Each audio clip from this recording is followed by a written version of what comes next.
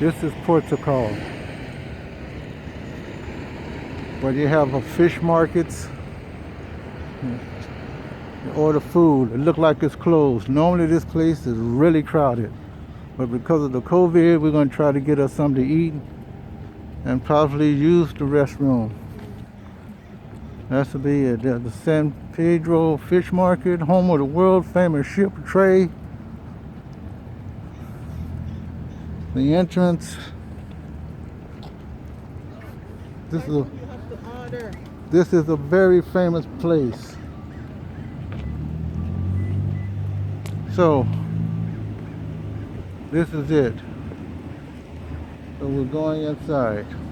So just take a quick look.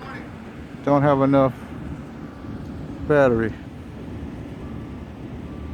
That's a wrap.